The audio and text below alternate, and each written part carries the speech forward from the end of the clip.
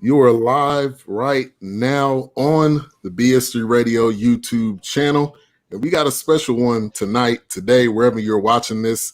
We're going to be talking about the power of HBCU sports, the impact on HBCU sports on the college landscape. We'll talk about players, high school players possibly going to HBCUs, the coaches, and much more. So let's introduce the panel.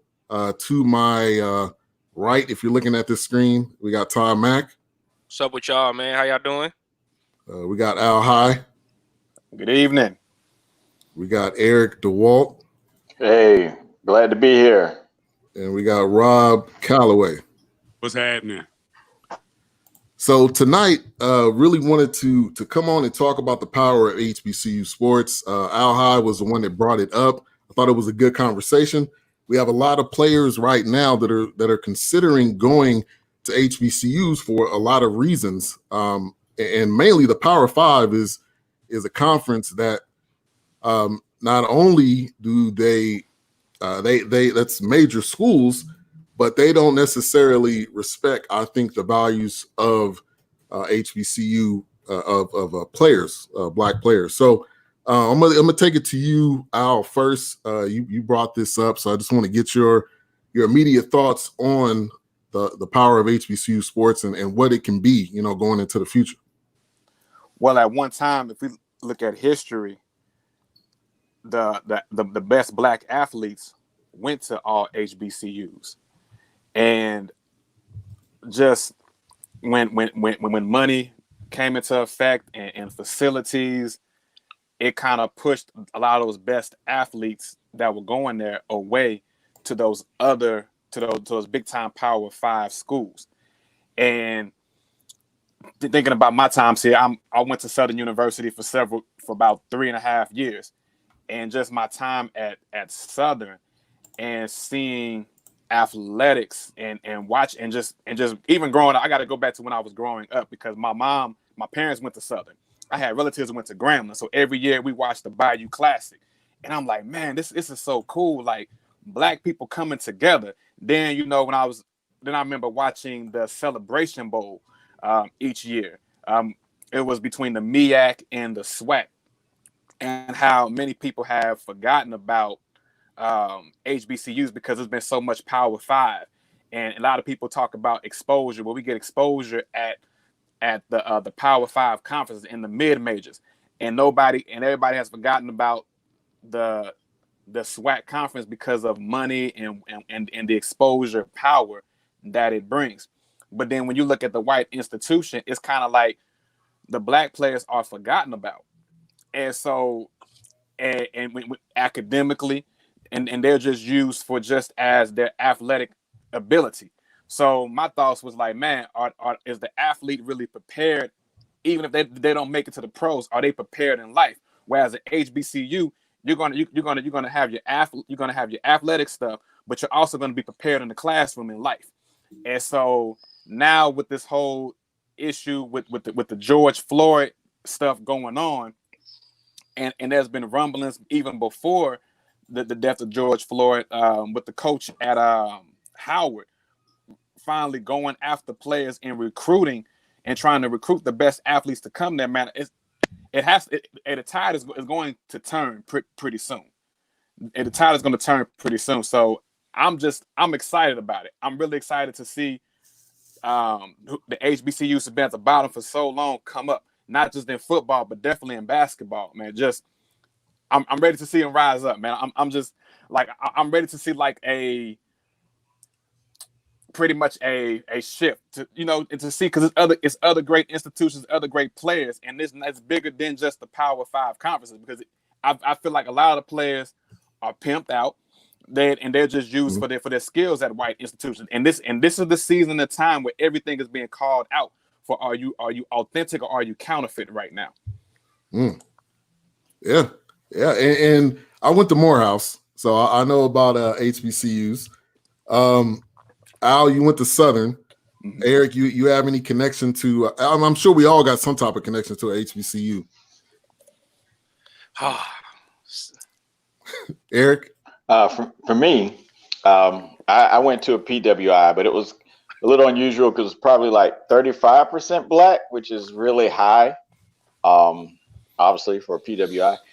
My wife's family and all my in-laws went to HBCUs, and of course, I went to high school in South Carolina, so a lot of HBCUs there, and I have relatives who've gone to South Carolina State and other HBCUs.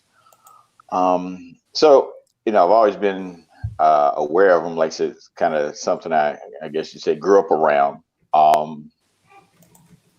But I chose not to go there. Actually, I was kind of pushed toward a PWI because, I guess you say there's a thought that people would sacrifice so you'd have this opportunity. So, this is kind of, what you should do. Looking back, was the best choice? Hard to say, right? But, as far as athletics, I think you'll see, I think in a time where we're so divided, I think you'll see athletes want to go somewhere where they feel comfortable. And I think, if you're a black athlete, especially if you're from a black neighborhood, you're going to probably feel more comfortable at a black school, right? Because the culture of the campus is probably going to be closer to the culture of your neighborhood. So, I definitely would like to see that happen just to see, how that shifts TV contracts and things like that. So that's my 2 cents. Okay. All right. And Rob, I don't know if you have a connection to a HBCU yourself. Oh, absolutely, man. My mom and dad met on the campus of Morris Brown College, 1976. I'm a product of that, So my mom Morris Brown. I went to Alabama State University, and I have a direct personal connection. My fam graduated from Florida A&M, Bethune-Cookman, Tuskegee. So for the most part, everybody in my family, man, attended the HBCU.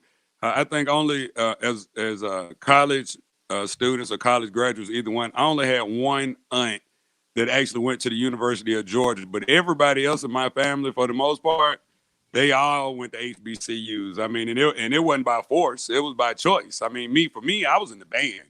And so Alabama State afforded me an opportunity to be able to go to school absolutely free with my band scholarship. And because I was in the band in high school, and shouts out to my high school, Southwest DeKalb, I always knew I was going to a HBCU because I wanted to be in the Florida A&M March 100, or I wanted to be part of Morris Brown, the March of Wolverines, or Mighty Marching Hornet, Alabama State, or Jaguar Southern. So I always knew that, this was going to happen for me. It was just a matter of where I was going. So, I wouldn't have had it any other way, to be honest with you. Yeah. And so my dad was just in here. He got technical difficulties, but he went to Johnson C. Smith, and his main thing was, hey, you can go to whatever school you want. I'm a ride or die Tar Heels fan, so that was my first choice. But immediately got shut down. It was like, nah, sorry, son, your grade's not good enough. So I was like, okay. Wow. Let's see what else. And then hold on. And then I applied to Howard. Anybody that ever applied to Howard, they got the slowest time frame. So by the time I got the letter from Morehouse, I was like, okay, I'm going to Morehouse. And then Howard was like, hey, we haven't forgot about you. I'm like, I'm already on my way driving to Atlanta, and then y'all want to tell me. So, and then my sisters went to Spelman, so both of them did. So there's a huge connection to HBCUs. It's not like any other experience that I think you'll ever experience because of the culture, because of the history, because of everything that you experience while you're there. But we want to. Oh, Ty, you want to add something? He did add that this dude had like a 4.0 GPA like all through high school. So not really. Dude, this dude's like the smartest dude in the classroom, for real, right? So when they sent him that letter, man, I was sitting there like, yo, you really didn't get in? Like, I cannot believe this. It's impossible. You did not get in. So yeah. That's crazy. Crazy. It was straight crazy. So man. I think I am the only one here who don't have a immediate connection with HBCU. Although it's crazy because my family is from the South. Like my parents are from Louisiana. My sister, I remember when I was in high school, my sister wanted to go to Southern. That was her goal. My mom did not want us to go back south to school. She was like, nah, it's too much racism. It's too many issues. You guys got tempers. I don't really want y'all out there like that. So I ended up going to school out here in California. I went to Berkeley for a minute. Then I went to East Bay. But just hearing all the experiences from individuals who went to HBCUs kind of makes me jealous. It kind of makes me feel like I miss a lot of stuff, right? And to be real, like, being in a community that's predominantly African American, like being around your own people has to be a different experience. Like when I was in school, I was around a lot of working class people, right?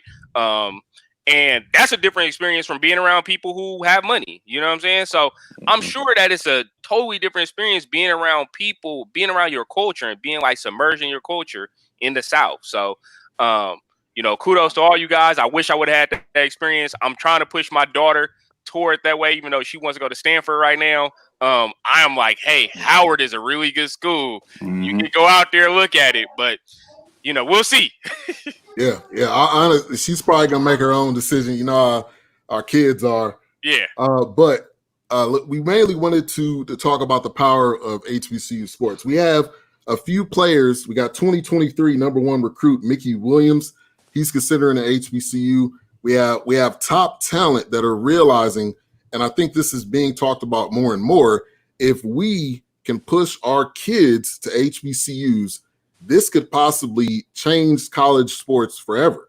The Power 5 conference won't have as much power as it is in the name because they have the talented athletes, which the majority of them are African American or going to other schools. Rob, I know you do very great interviews on your show, talking to coaches, talking to players. I mean, a variety. So I wanted to, in the interviews that you've been doing with the coaches and with administrators and things of that nature, what's kind of the feeling, and also what's your thoughts on that topic?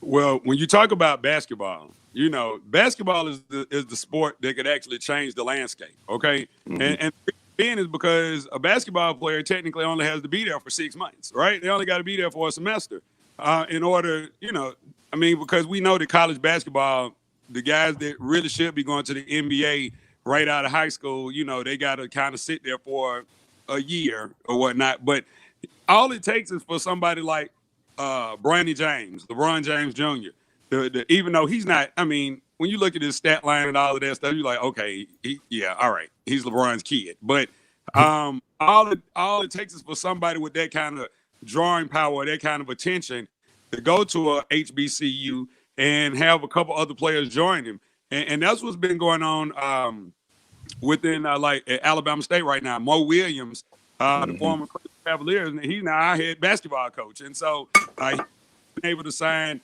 I can't think of his name right now, but he was like one of the top players in Dallas. He's committed to Bama State.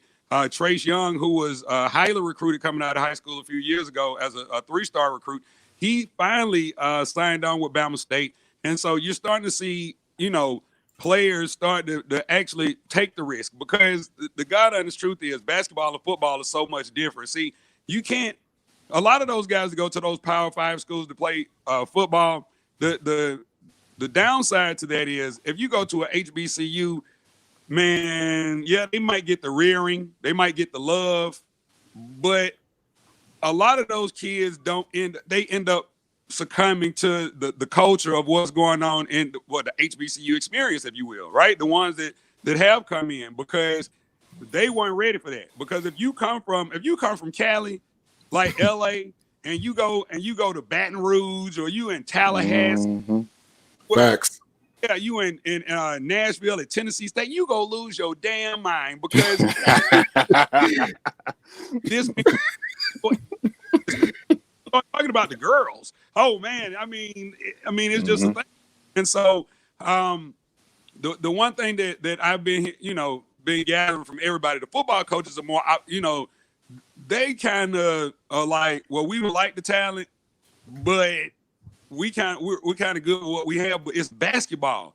Basketball is the one thing, like I said, when as I've been talking to these basketball coaches, they all say the same thing. Oh yeah, if the kid comes in, and has the ability to be able to go to the NBA, it's my job to be able to get them to the next level, or be able to get them the earning power that they could quite well deserve. When you go to college, it's called higher learning, right? You go to college for higher learning, and you go to college for financial and career opportunities. So if I'm your basketball coach and you look like you're gonna be the next LeBron, yeah, you could always come back and get a degree. Now that's what all the coaches have said. Yeah, you can come back and get a degree at any time. But if you have the ability to be able to go to the league, it's my job to be able to get you there. And so, I think that's what a lot of these young kids see. And the qualifications are a whole lot more lenient when you talk about what HBCU versus like you couldn't even get into UNC. You see what I'm saying? Like, right. Exactly. Like, but if you had that, if he could shoot a basketball, he would have gotten UNC. UNC basketball has a 4.0. I mean, that's the crazy. So, like I said, it's one of those things with athletics. But I think that we will see sooner than later. We'll see one of these players that actually make a real impact, and then other kids will follow suit. I mean, because things go in cycles, right? Things go in cycles, and if that's true, then that means that at some point the African American student athlete is gonna come back home, and so that's what you just gotta kind of believe. But at the same time, you have to understand why some of them might not. If I go to University of Alabama and I see these facilities, and then I go to another school and the facilities might be nice, but they might not be that nice, then I'm like, oh, well, I think I might want these massage chairs because I'm 17 and that's what I'm thinking about, massage chairs and having a PS5 in my locker, right? Then I'm going to Alabama. But and on the other side, you got to look at it from a medical standpoint. A lot of HBCUs don't have the financial with the financial resources to be able to employ all of these great doctors that Duke and UNC and Florida State and Georgia Tech and UGA have for the student athletes. Like if they get hurt, hell, if you get hurt at an HBCU, it's pretty much a wrap, buddy. Especially on the D2 level, you know what I'm saying? CIAA, SIAC, you get hurt, man. It just is what it is because they have one dude that's gonna be able to help you, and those are the things that these athletes start to look at, and it kind of takes away from the luster of HBCU until they get there and see, like I said, see all these black people. Right. And I think a major aspect of it, and Al, I want you to touch on this and anybody else, is the coaches. You mentioned Mo Williams. We got Juan Dixon. I did some research today. Juan Dixon is at Calloway State. Lindsey Hunter is at Mississippi Valley State. And then Kenny Anderson is at Fisk. So I think if these former NBA players become coaches at HBCUs, they can pitch it. I mean, this is not going to be a hard conversation. Like, I know what it takes to get there. I'm going to do and everything in my power to help you get to this next level. Now, it's not going to be easy. It's going to be difficult because you're kind of behind the 8 ball. But I could talk to LeBron. I could talk to one of these coaches that's already in the league, and I can help you possibly get to that next level. So I think that's a major part of this. I know the facilities are not up to snuff. I definitely agree with Rob. So there has to be an advantage to the player. But I'll go ahead and touch on that. I think not only is it about coaches and about getting those high power coaches, which is great. But I also think you're going to need the backing of the alumni as well to help with the facilities. Part of the reason most of your HBCUs, if not all, are underfunded. Between, especially when I was going to Southern, every year there was talk of LSU taking over Southern University and making that LSU North. Every year that was a rumor when I was at Southern, and part of the reason is not much of a backing of alumni is because the economy of the alumni when they graduate and the amount of student debt. And also the mindset, the mental aspect, well, I love my HBCU, but they let me down financially in some areas. So not only do we need the coaches, if you get the high power coaches, like even if an Avery Johnson went back into coaching and went to an HBCU, you have also the coach at Howard, Kenny, I got his last name, Blakeney. He played at Duke under Coach K. So Johnny Jones at Texas Southern. So we already got the backing of the coaches, but we need the financial impact to be like, hey, let's go ahead and invest into a little bit more of sports. If you look at football is the most brings in the most money in any institution. They got to go like that's why they have all I'll give you instances with Southern. They have to play those big time games at Division I schools and get like a check cut for like $500,000 just to play the game, which funds the money into the athletic department. So if we get the financial part, that's going to be the other piece, because that way you'll be able to get at the top doctors and bring forth the facilities on the campus. Yeah, and I think like a lot of conversations we have here, and subscribe and click that bell. I mean, I should have said that at the beginning. I'm still Good job, Ben. But anyway, money is a huge aspect to everything. A lot of conversations we have. We talked about NBA. We talked about Major League Baseball. We talked about all these sports coming back. Money is also a huge aspect in what can happen with HBCU. So I think a huge part of it, Al, is definitely the alumni coming back, and a lot of these athletes. And we're going to talk about George Lynch. He's a former UNC Tar Heel, but he's working on something that we'll touch on here in a minute. But if they're able to find to get money to help fund, that'll help improve. And like we have the talent. We are the most talented. That's what God gifted us with. Talent. Mm-hmm. Okay. Talent in music and sports in a lot of different areas, and being creative. That's what God gifted us with, I believe. So if we're able to come together, it would completely change everything. Now, as I was doing some research, there's not a lot of, you can find some basketball coaches that are former NBA players, and you can see that they are coaching at HBCUs. But college football, to me, is kind of different. I haven't seen a lot of college, football at HBCUs that are former NFL players, but there probably are. But I think basketball is a better avenue to help push this. Ty or Eric? I disagree with you there. Okay. I think football, because a lot of times those elite basketball players it don't even go to like high schools where they're from. A lot of times those elite basketball players are at these academies and other things. And so they're already conditioned to a certain level of, let's say, high-end facilities and amenities. Whereas, and also when the NBA changed the rule to let people come straight out of high school, they're not going to go to any college. You know what I mean? The high-end guys aren't.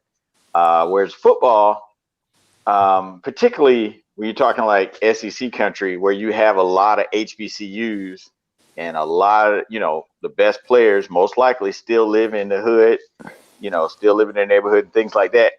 I think that's where you can get in and make inroads with those black high school coaches and things like that, because a lot of recruiting comes down to the access the high school coach gives to the college coaches. Right. And I think at those elite schools, those elite academies, private schools and stuff like LeBron went to, things like that, they are not picking up the phone for Bethune-Cookman. They're not picking up the phone for Florida A&M. They're picking up the phone for Coach K and people like that.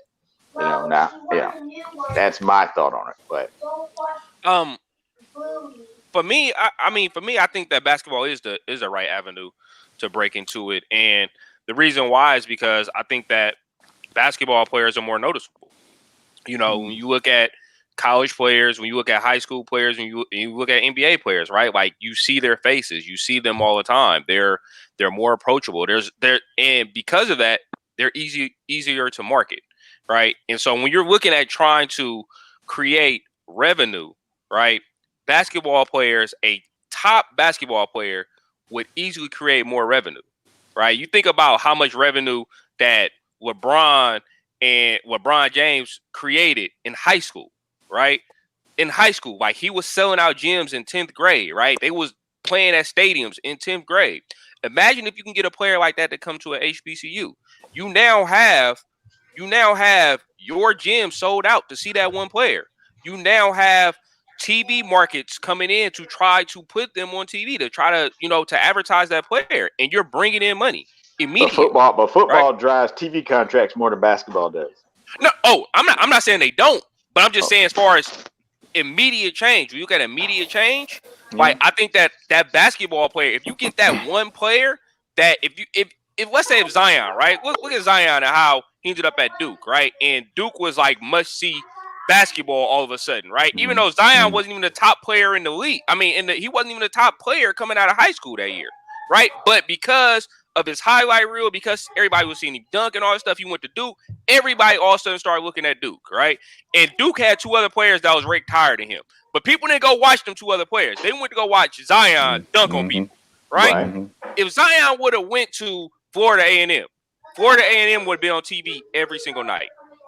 Just to what watch I'm saying is, so Zion went to a private school, and Zion's coach probably not going to pick up the phone for Florida A&M to even recruit him. It's harder. It's harder to get those guys. My point. Yeah, I mean, I agree. I'm not saying. I'm just saying that would be the immediate change. Oh yeah. If you got one of those players, I mean, and it's possible. I mean, you got the number 2 pick, Ja Morant, who ended up at Murray State. How does that happen?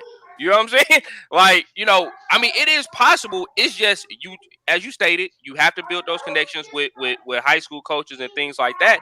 And when you start having these NBA players going to HBCUs, they are the way to build those connections, right? They are the way to be like, hey, like I played for Coach K back in the day. Let me go talk to Coach. Let me go talk to this player and be like, hey, I can teach you the same stuff that Coach K taught me. You don't need to go to Coach K. You can come here and get that same training. When you start having that, then you be able to pillage one of those players, and now you are bringing money into the HBCUs, and you're starting to generate those contracts, and then that rolls off to other sports as well. You start getting the football players and the baseball players, et cetera, because now they see that you can create a environment that makes them successful, right? And not saying that you can't already, but now they visually see it, right? You look at Ohio State and you like, hey, if I go to Ohio State to play football, I know I'm going to the league. Or if I go to Alabama to play football, I know I'm going to the league, right? And they've created that environment over years and years and years, and they have the money to do so. If Grambling at one point had that type of environment, right, where like Grambling was a big school, right, and they were like turning out players, you can get that again, but you got to get coaches who have those connections and then bring those players in. But you make a great point. Also, if I'm a football player, and I'm looking at, let's say, Alabama, you got to look at the fact that you kind of disposable, because there's another guy who just as highly ranked as you. Probably 5 other guys at your position. Whereas if I go to, let's say, Alabama State, I'm probably gonna be the best dude, right? So I'm gonna, be less expendable. If I screw up, they're probably a little more likely to help me out and get back on the field, as opposed to, somewhere like Bama or Ohio State, like, you out of here.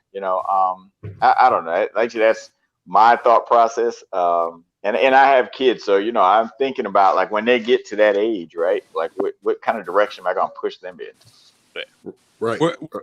The other thing about basketball versus football is the scheduling. Like, if I'm a top-notch player, and I look at the football schedule, and I'm like, who the hell are these schools? But in basketball, if you play in the MEAC or the SWAC, I mean, Division I is Division I in basketball. They don't break it down FBS, FCS in college basketball. So, Bama State, A&M, all of those schools, they see Duke, they see North Carolina, they see Arizona, they see UNLV. They might get the snot beat out of them, but they still see them on the schedule. So it's a whole lot easier to sell and say, well, we'll play 4 top 20, 4 teams that were top 20 last season. this school year. So while you might not win the game, at least you'll see them. But I'm gonna tell y'all something else that everybody needs to be on the lookout for. With the SWAC, the Southwestern Athletic Conference, pretty much taking over HBCU athletics, if you will, now at the FCS level with the addition of Florida A&M and Bethune-Cookman. Now they have 12 teams in the 12 schools in the SWAC, and possibly could be looking to add 2 more over the next year or so.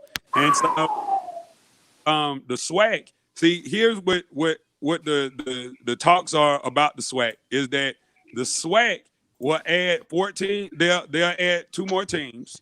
They'll have 14 teams. They'll be a HBCU. They'll be the only HBCU super conference, right? And what's going to happen is they're going to, because they already putting it on paper now. They're going to look to make the jump from the FCS level to the FBS as the SWAC, which then opens the floodgates for these players, because now when you start talking about scheduling, like you'll start seeing a whole lot more top competition, if you will, once you move up to that FBS level. You don't have to see Morehead State or Kennesaw State or any of those teams anymore. You'll start seeing, like you might see UNC, not UNC at Chapel Hill. You might see UNC Greenville or something like that, but same thing. All right, well, start moving up. But one more thing that'll make it harder to recruit guys basketball wise is, let's be honest, we don't want to talk about it, but we all know about the huge amount of money from the shoe companies and other things that come in through basketball to recruit these guys. And, of course, the big FBI case and all that stuff. You ain't see any HBCUs on that list. You know what I'm saying? Yeah. They're trying to stay clean. But you know what, though? But the new rule in college basketball and college sports in general might actually help, right? Because now players can make money off their likeness. And if you can get to an HBCU and be the man there, you bring in money. You get love. You can get love. If you go there and you be the man, if you go and show out there, the people are going to come to bring you money. You can make some money, right? And you ain't got to worry about Coach K giving you $10,000 under the table or whatever. You know what I'm saying? You ain't got to worry about none of that. You go get your money, and you gonna have sponsorships, and you gonna be loved on the campus, and you get to do something that you probably wouldn't get to do at a Power 5 school. You know what I'm saying? You get to be the legit man. Like, hey, I'm the dude. So setting up a legacy right there on the HBCU campus. Exactly. Hey, Rob, I wanted to ask you a question. With all this transition with Florida A&M and Bethune-Cookman leaving the MEAC, and even within the last year, North Carolina A&T transitioning out, where do you see the MEAC going from here? You also got to throw Hampton in there. So they've actually lost. Yeah. Well, and Hampton, Savannah State went back down to the SIAC Division II. So they've actually lost 5 schools, right? Wow. Wow. Yeah, and so now it's a turning point for them. I mean, they got to make some big decisions right here, in the near future as to what they're going to do. Are they going to try to attract some of the schools that are in the SIAC or CIAA and ask them to pay that $500,000 to move up to the Division I level, which a lot of schools really don't have, in the Division II level. They don't really have that money to move up. If they had the money, they're not trying to use it for that purpose.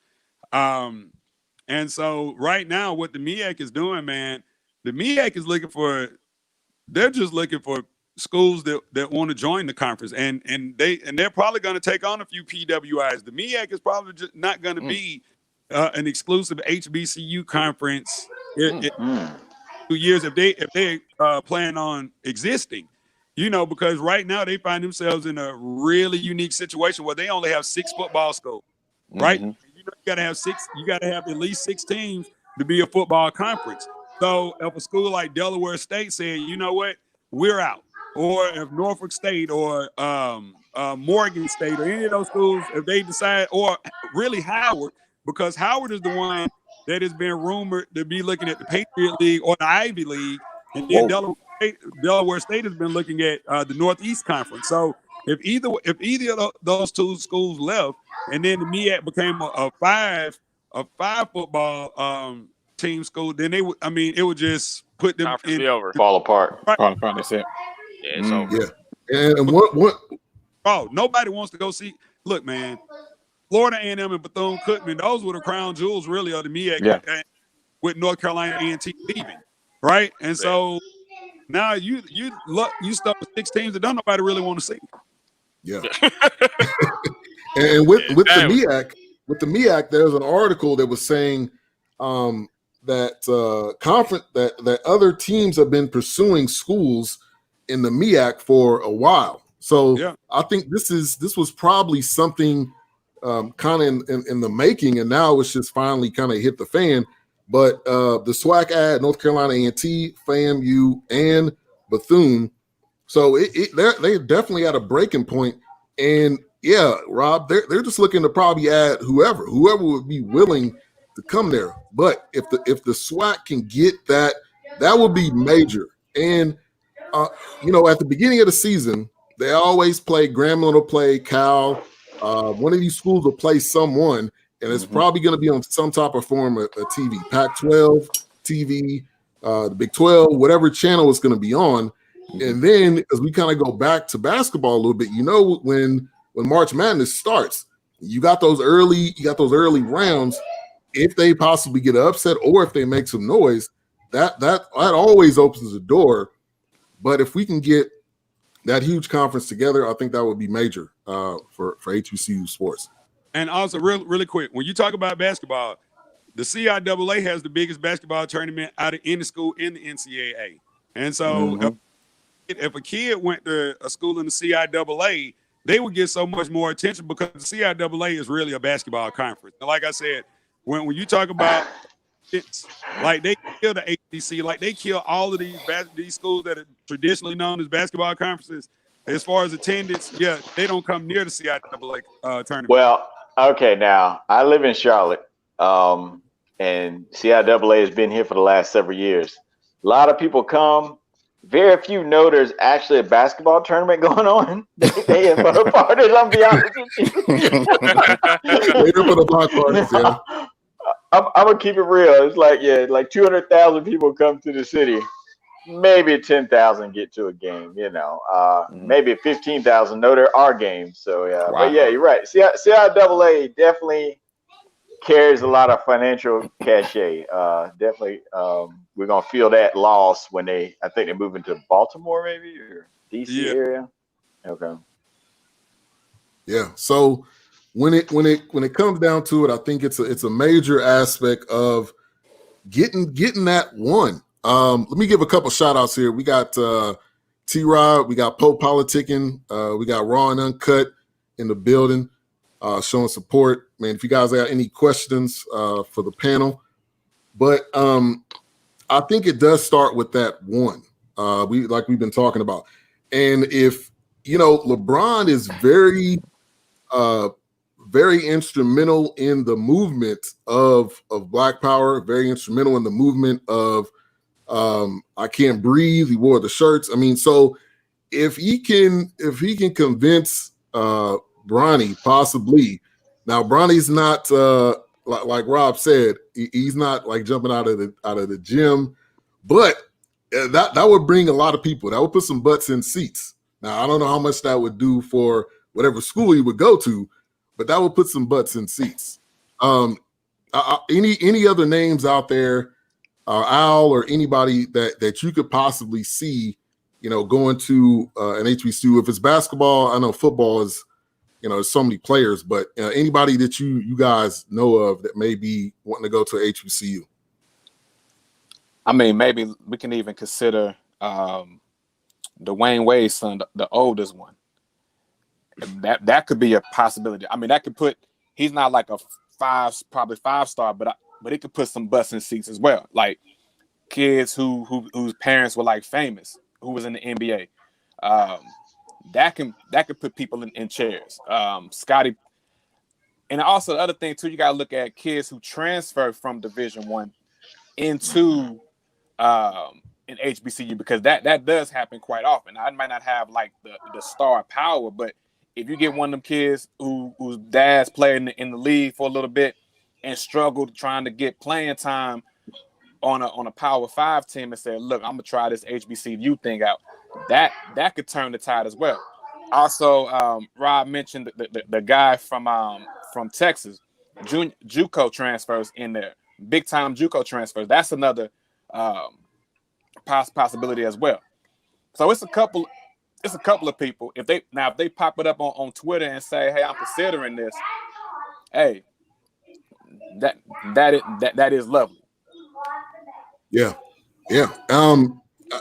Again, it only takes that one. Now I wanted to go to George Lynch. George Lynch is a former North Carolina Tar Heel.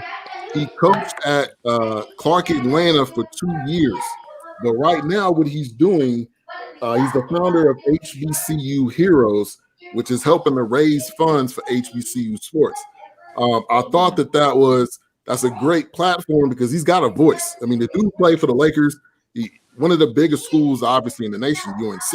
So he has pull. He could possibly get in the pockets of these major money players in any sport. So I think that's a great avenue. I wanted to get you guys' thoughts on that, and if that's something you guys think George Lynch could accomplish. It's not going to be an easy feat. But Ty, I want to go to you first. I mean, I think that's a great idea. As you said, it's not an easy feat, but having his pedigree, like I said, going to UNC, playing for the Lakers, playing with some Hall of Fame players, because he played with a couple of Hall of Fame players, getting people to invest in something like that, and then putting that money into HBCUs would be extremely beneficial. One of the biggest things that HBCUs have is issues with facilities, right? Creating facilities or investing in facilities that will allow students to train better, that will allow for more attendance and things like that, will definitely start to bring in more money. You got to increase the appearance, right? You got a better appearance. You got to increase the visibility of these HBCUs to make them attractive, right? And it can't just be the culture, because of course the culture is attractive, but a lot of our high school players, a lot of those people are looking to see how they can get to the next level, right? And they're not necessarily concerned about culture. They're concerned about getting to the next level.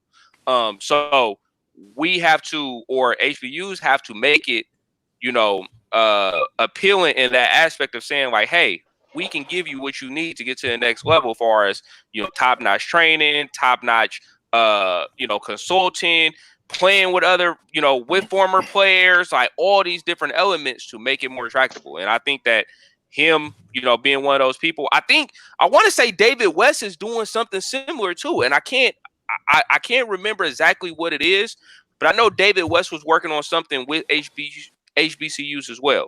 Because he's really about making sure that high school players learn how to find it, how to utilize their money, their buying power, and things like that. But I definitely think it's a great idea by George Lynch. Definitely. Al, we'll go to you. Great idea. Like I said earlier, it's going to take. It's a financial thing for the HBCUs. It's need a lot of financial power, and I believe George Lynch, has those connections from North Carolina, the alumni that he played with, coaches at UNC to NBA players. If we can get a couple of more of those people than George Lynch that's out there, campaigning for HBCUs to help fund facilities. I'm thinking back now, the issue with Grambling State back in 2012, 2013, when the players protested and didn't play a football game because of issues with facilities. And so long story short, if we can find the people out there who have the pockets, who actually talk the talk, say, I support an HBCU, well, then it's all about the money. It's all about the dollars. It's all about the financing. So you have to have that. So definitely kudos to George Lynch, but we need several more people besides George Lynch that's actually out there campaigning. Right. Eric? Well, I definitely think it's a great thing.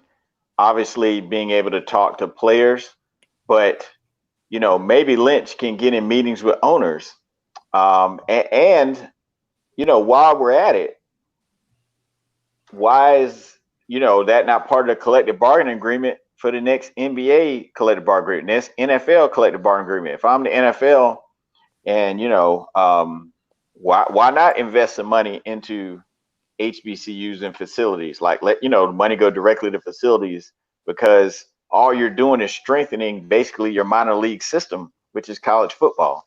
And how many, there are a ton of NFL Hall of Famers from HBCUs, right? Tons of them. And it not that long ago, Jerry Rice with the HBCU. So I think you just got to be creative. We talked about CIAA earlier, the amount of money that generates, maybe be a little more creative, or put more of that money toward facilities, or in other conferences start to mimic, the CIAA model with their basketball tournaments or their events, to generate more money. Because like I said, CIAA generates a ton of money.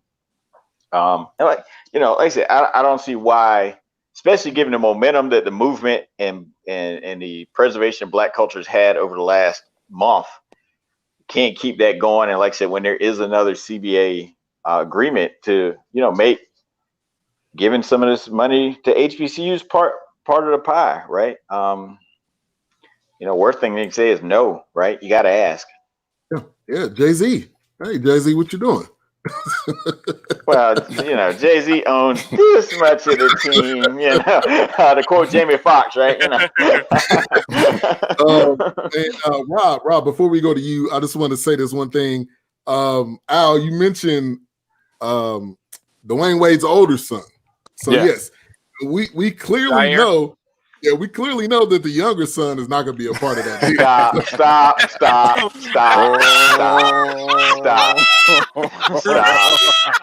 not talking about the younger son. I'm in the older. Stop. Oh, Jesus. Hey, you never know. He might be the one with the talent. You know what I mean? Like Joanna man. Don't leave that one alone. Stop. See, Ben, that's why Morehouse canceled their whole season right there. Yeah, you talking about Zaire Wade though. Yeah. But Rob, I'll go to you. Also, add in if have you interviewed George Lynch? I know you interviewed a lot of coaches. No, I haven't. But I give kudos to George Lynch. Anybody that's out here fighting a good fight for HBCUs. But the thing that it's an elephant in the room, right? It's an elephant in the room that nobody ever realizes in the room. And if anybody would ever address that elephant, then all of this would be kind of taken care of when you talk about from a state school perspective. Because what a lot of people don't understand is, like, again, I went to Alabama State. Alabama A&M is another state-funded school in the state of Alabama. University of Alabama Birmingham is a state-funded school in Alabama. But guess who is at the top of the food chain when you talk about state-funded schools in the state of Alabama? The University of Alabama. Alabama, right, and Auburn. Right. That they want you to eat, then you will eat. When they don't want you to eat, you will not eat. University of Alabama, look, University of Alabama Birmingham, UAB. They were in the process of bringing in Jimbo Fisher, okay? And when Alabama got wind that they were talking to Jimbo Fisher, which meant that they were about to try to do some stuff, they cut the funding to the athletics, and then UAB football went away for like 2 seasons. Then they were like, all right, we're going to let y'all come back. Come on back. So Wow. if these university systems, like here in Georgia, it's the University System of Georgia. So if the University System of Georgia, which is ultimately the Board of Trustees at the University of Georgia, if they would ever, be willing to give the state-funded schools money, same thing in Florida, same thing in North Carolina, in all of these places, if they could take care of the state-funded schools first, that will put them miles ahead of everybody. And then the private schools like Morehouse got the biggest endowment in the SIAC. So while you clowning Morehouse about canceling the season, now that Morehouse canceled the season, the SIAC about to cancel the season too, because they can't do it without Morehouse. So you can't do it without the money. Morehouse got all the money in the conference. So wow. And they say no. then what is the person with the smallest endowment go say? Oh, yeah, well, we got to cancel too. So when you talk about private institutions, you know, they'll always be able to fill up the coffers like Morehouse. Morehouse will never go broke, right? You know, not so, and it's crazy because you hear about state-funded schools going broke. How does a state-funded school go broke? They should not go broke if the state is funding them, because, you know, you best believe if Grambling State is suffering, LSU ain't suffering, right? That was the whole thing, like with the thing that you just mentioned at Grambling with them boycotting the game against Jackson State a couple years ago. Yeah. But look, they actually had everything that they needed. Because as somebody mentioned, like Grambling got hella Hall of Famers, right? Hella dudes in NFL. Doug Williams is the top of the food chain. Okay, now they have this whole thing. The alumni of Grambling State, I forget what the football players called themselves, but they had purchased every single thing that the athletic department needed. They just didn't have the funding to get it installed. So if the state had given them some money, like the alumni had already taken care of the hard work, all they needed was money to get the stuff installed, and they didn't have the money. So where was the money? It was with the University System of Louisiana. So again, you got to take care of your state-funded schools, even if they are HBCUs. You got to take care of them. But if there was like a privately, but then that's when you need to hire somebody out like privately funded to get that fixed, right? Like the facilities. If you can't depend on your state. And that's what they end up doing. Like Grambling alumni end up paying to actually not only purchase the equipment and everything they needed, but they had to pay for the install. They pay for the upgrade at in the locker rooms and all of that stuff. So, you know, they ended up getting what they wanted, but they ended up being the ones having to buy it. But again, the university systems of Texas, of Arkansas, Louisiana, Alabama, Georgia, Florida, North Carolina, South Carolina, Tennessee, if they took care of the state-funded black schools, they'd be good. Tennessee State wouldn't have to be Ohio Valley Conference to get money. And you know, they took care of them. And I'm about to say, and to add this, I think piggybacking off what you said, Rob, having players or having people come and give those private donations, those people that are giving private donations typically have a connection to the school and a connection to that program, right? So you talked about like Grambling, old Grambling players like buying all these supplies and materials for the athletics. You know, you ain't gonna get that at Florida A&M if you don't have players coming out of Florida A&M, right? Who make it big and Florida A&M got money, baby. I mean, I'm just using that as an example. I'm just using that as an example. Like when you have these schools. Well, Bethune could be actually the better example because they the ones that's in financial straits right now. Like they were shutting the school down like a year ago. So those are better examples than FAM. I'm about to say, I remember Morris Brown at one point, right? Didn't Morris Brown like go broke? I was supposed to go there for track. And I remember when in 2000, when I graduated and I was talking to them about track, they didn't have no money for no scholarship. So I was like, I'm not going to run no track. You ain't got no scholarship for me. So we're going to stay in Oakland. Yeah, that was a travesty. That whole Morris Brown, that was a travesty because they actually had the #1 football complex in all of FCS football, well, Division I AA, with that stadium that they had built for the Olympics. Now, if you go to Google and you look up pictures now, it's all graffiti tagged. I mean, it's homeless people sleeping in the announcer's booth and up under the stadium. I mean, it's a travesty. It's a total travesty. Yeah. And I was there.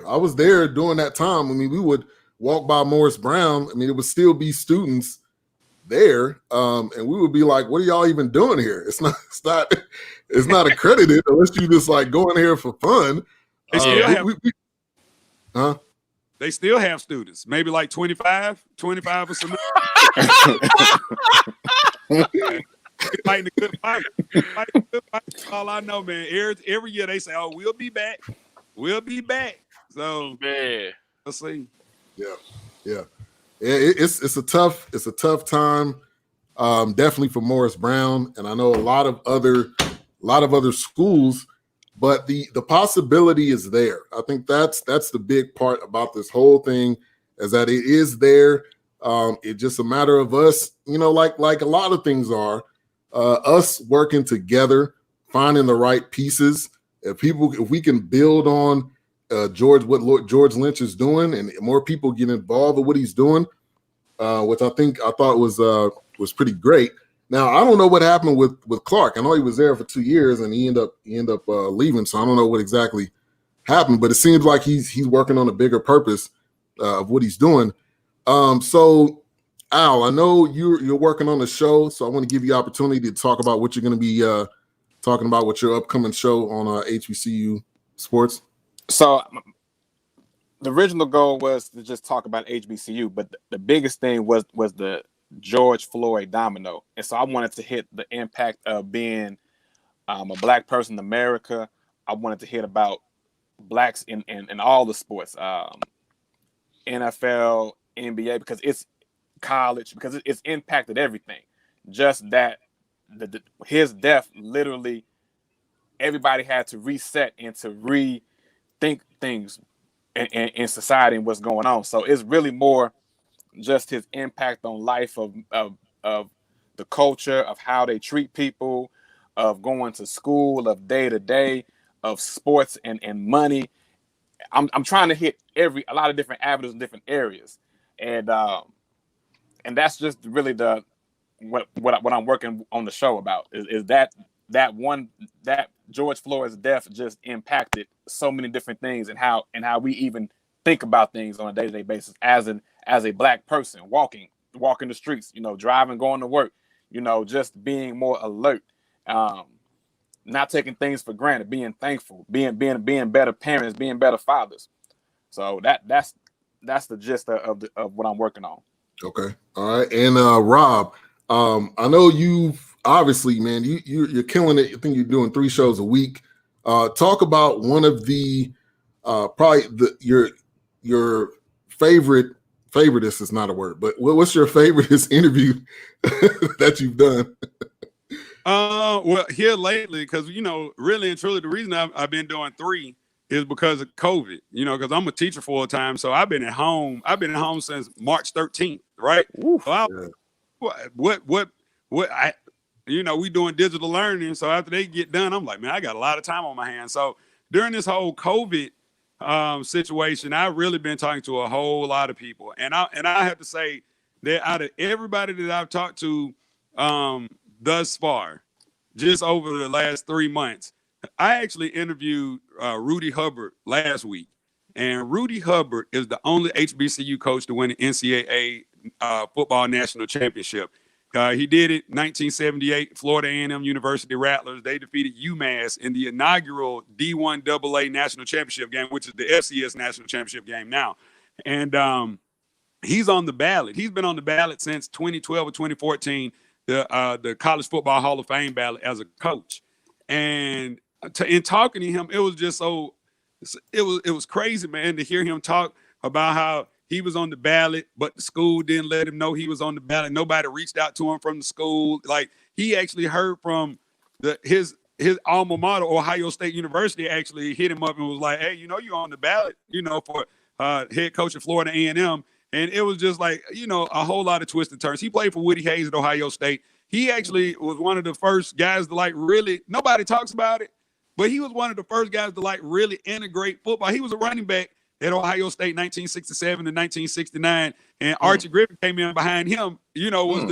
Everybody know what happened with Archie Griffin after. So that was it was an amazing interview, because he had so much knowledge, and the fact that he was trained, he was coached by Woody Hayes, he was trained as a coach under Woody Hayes, and it was it was very fascinating. I mean, because when you talk about it's one guy that is in all of the HBCU ranks. Now, we talking about Eddie Robinson, we talking about Jay Gaither, we talking about Big John Mayer, we talking about all of these great coaches that we've known, Pete Richardson, just all of these great coaches that we've known, and there's only one coach to win an NCAA football championship. One. That's crazy. And it's up for dispute whether or not he getting into the College Football Hall of Fame. Like, that's crazy. Mm-hmm. Just for the simple fact that it's been 42 years and nobody else has done it. Eddie Robinson didn't even do it. 42 years. It's amazing to see, really and truly the back burner that they actually put on HBCUs. Like they just put that, like, oh yeah, just sit back here. We'll get back with you. We'll get back with you when you're dead. We'll get back with you. We'll let you in. It's unbelievable. Unbelievable. It's sad. It's sad. What do you have coming up this week on tomorrow? I know you got something tomorrow.